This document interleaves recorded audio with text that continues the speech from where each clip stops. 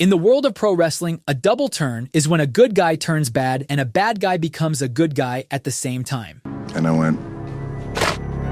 The most famous example of this is Bret Hart and Stone Cold Steve Austin at WrestleMania 13, when Austin's refusal to quit despite being pushed to his limits made him the hero, while Bret's vicious post-match attack turned him into the villain. Fast forward to almost 30 years, and WWE is in the perfect position to execute another legendary double turn that will change the landscape of WWE forever. In just 2 weeks at Summerslam, John Cena is set to defend the WWE Championship against Cody Rhodes. Cody, the beloved good guy, has been showing subtle signs of his darker side throughout the build, while Cena, the cocky and arrogant veteran, has been showing more glimpses of his former humanity. But what if WWE actually pulled the trigger on this double turn? What if Cody fully embraces his dark side while Cena rediscovers his heart? What if Triple H and creative go all in and turn this into the biggest wrestling story of 2025? How can WWE book the perfect double turn, and how will it change the landscape of WWE forever? Let's find out together. Throughout the road to SummerSlam, Cody has shown subtle signs of frustration and darkness. Whether it's the occasional exchange with Seth Rollins or glimpses of his vicious side in his match against Randy Orton, the American Nightmare seems to be losing his way. And honestly, it makes perfect sense. At WrestleMania 41, despite being the good guy, Cody got absolutely destroyed by the fans. The same fans he fought for, Cody, no, again! The same fans he bled for, turned their back on him and chose Cena over the American Nightmare. Even when Cody returned after his absence, the crowd was against him and booed him at Money in the Bank. On the other hand, you have John Cena. WWE Champion! John Cena! The 17-time world champion who shocked the world and turned his back on the fans at Elimination Chamber. While the initial betrayal was shocking and led him to become a 17-time world champion, the satisfaction quickly faded away. You can see Cena grow more and more conflicted during his recent matches, especially against the likes of R-Truth and CM Punk. On one side, where Cody is being tempted by the allure of the dark side, Cena is slowly realizing that joining the dark side and selling his soul was never worth it in the first place. But the key figure that ties this story together is none other than The Rock. I want your soul, and God have mercy, I need your soul. Back at the Elimination Chamber, when Cena turned heel and sold his soul to The Rock, the wrestling world was electric. WWE was at the hottest it had been in a long time, and the fans were genuinely invested. But the payoff to the storyline was non-existent. The Rock basically vanished to never be seen again, and instead we got Travis Scott interfering in the main event of WrestleMania. But right now, WWE, Triple H, and The Rock have the perfect opportunity to right the wrong and bring the perfect conclusion to the narrative. However, The Rock isn't the only wild card in this equation. A certain visionary and his wise men are also lurking in the shadows, and it all culminates at SummerSlam. In the main event of SummerSlam, when it comes down to the wire, Cena and Cody are going back and forth when one of them inadvertently knocks down the referee. And referee Ted Patton taken out! The gates for shenanigans open up, and out comes Seth Rollins with his mercenaries. Rollins, who shocked the world by revealing that he was never injured and cashed in on CM Punk just moments after Punk dethroned Gunther on night 1 of SummerSlam, signals his henchmen to unleash havoc. Bronson Reed and Braun Breaker storm the ring and attack both men. After Cody fails to fight them off, Cena finds himself torn apart by the reaction of the fans, finally listens to the WWE Universe, and goes after Seth's crew. Cena and Cody fight off the mercenaries, send them packing, and have a stare down with Rollins. Cena dares Rollins to enter the ring, and then the unthinkable happens. With Cena's back turned, Cody strikes with a low blow followed by the crossroads and pins him in the middle of the ring to reclaim the WWE Championship. The fans are stunned, the arena is silent, and everyone is in disbelief. CM Punk storms down to the ramp and goes after Rollins, but even Punk is taken out by the duo of Bronson Reed and Braun Breaker. Braun Breaker with a backbreaker. Seth and Cody finally come face to face in the middle of the ring, and the tension is palpable. But just when it seems like they're about to come to blows, The Rock's music hits, and out comes the final boss for the first time since Elimination Chamber. The Rock marches down to the ring, locks eyes with both Cody and Seth before sharing a knowing handshake with Paul Heyman. Cena, in the meantime, struggles to get back to his feet, and that's when The Rock once again makes the iconic throat-slitting gesture that started it all. Braun Breaker and Bronson Reed pounce on Cena as Cody and Seth join the assault. Seth levels Cena with a stomp and hands him over to Cody, who finishes him off with another crossroads as Summerslam goes off the air with the alliance of The Rock, Cody Rhodes, and Seth Rollins standing tall over the broken body of John Cena. What happens over the following weeks fundamentally changes the landscape of WWE for the foreseeable future. In the weeks following SummerSlam, Cena is nowhere to be seen. Cody, on the other hand, grows into a completely different person and champion. The blonde hair is gone, replaced with black. The American Nightmare logo transforms into a darker, more sinister version. Cody gets a new, remixed version of his theme, the is gone, and the transformation is complete. Cody explains that no matter what he accomplished, no matter how much he sacrificed, it was never enough. My job, my dream, I shouldn't be surprised. He was always living in his father's shadow and fighting for people who didn't deserve it. Cody says he always tried to do the right thing, only to be constantly overlooked and underappreciated by the fans. Cody says that the fans only saw him as a shiny new toy, while The Rock saw his true potential. The Rock reveals that Cena was always the second option. It was Cody who he wanted all along. The Rock, the final boss, came here to call somebody out.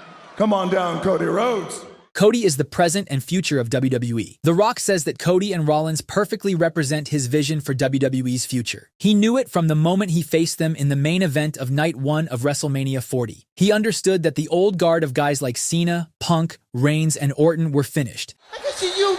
Can you see me? And a new generation needed to be established who would lead WWE for years to come. And now, with Cody holding the WWE Championship and Seth with the World Championship, the future of WWE is secured. Over the next few months, Cody, along with his faction, terrorized the entire roster. Cody dominates with the WWE Championship. Braun and Bronson capture the Tag Team Championships, while Rollins holds the main event scene on Raw hostage as the World Heavyweight Champion, thanks to constant interferences from his faction. The dominance of this faction grows more and more over the following weeks, especially with the transformation of Cody Rhodes. The former clean-cut American hero is now replaced by a darker, more calculated villain.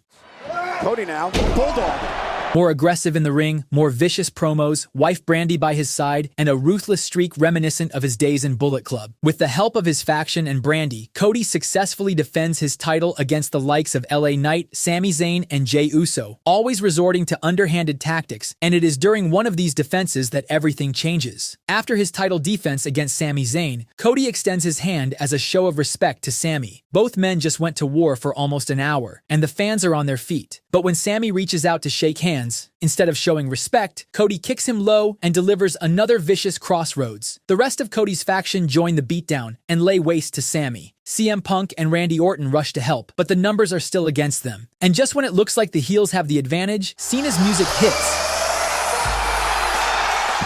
And for the first time since losing his title at SummerSlam, the GOAT is back. Cena stands side by side with the babyfaces and clears house. Cena and Cody have a stare down and the stage is set for a historic climax. Allow me, John Cena, to do your job for you. And the perfect send-off to Cena's career.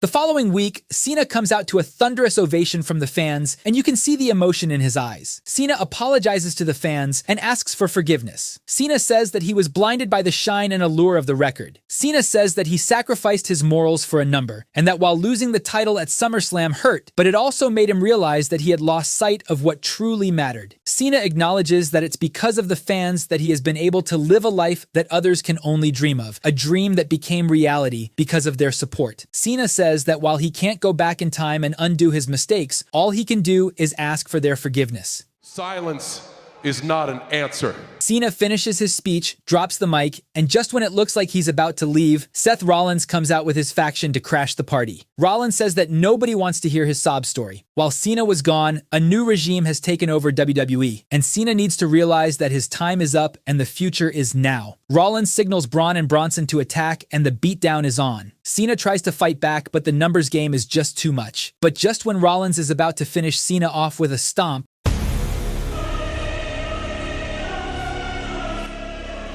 Roman Reigns' music hits, and the tribal chief makes his return to save his former rival. Reigns storms down the ramp, takes out Bronson, takes out Breakker, and stands face-to-face with Rollins. Rollins tries to escape only to be leveled by an attitude adjustment from Cena. Cena and Reigns lock eyes in the middle of the ring, and the respect is mutual. Over the weeks, this war between the heroes and the bad guys keeps escalating, and it all culminates at Survivor Series War Games. At War Games, it's the team of Cody, Rollins, Braun Breakker, and Bronson Reed against the team of John Cena, Roman Reigns, Randy Orton, and CM Punk for the soul of the WWE. If Team Cena wins, one member of the team gets a WWE title shot against Cody, while if Cody's team wins, nobody from Cena's team gets a WWE title shot opportunity for the next 365 days. The stakes are enormous. The wrestling world is buzzing, and finally the night of reckoning arrives. Let the War Games begin! The good guys manage to overcome the odds Go to sleep! and secure victory with Cena pinning Cody and earning the right to challenge for the WWE title. After War Games, the story can go two routes, and it will be Cena's decision that changes the trajectory of WWE forever.